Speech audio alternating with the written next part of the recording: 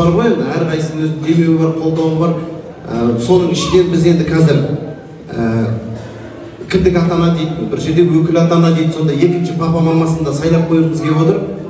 Ешкісі бар ғой енді әрқайсының өз демеуі бар, қолдауы бар. Соның ішінен біз енді қазір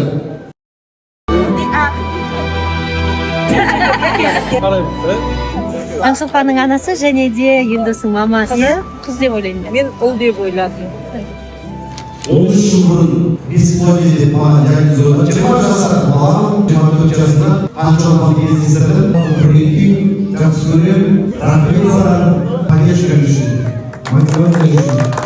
Біз Ләйла ханымның бабасы, Ләйлаке бәрі себеп болмай жатыр, сіздер жақты көбейіп кетеді. Алғысымыз шексіз, Алла разы болсын, аман болыңыз.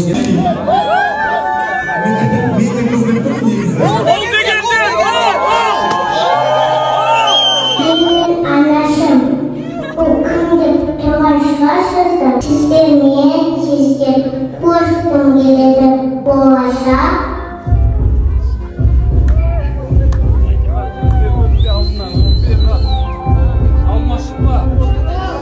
Onların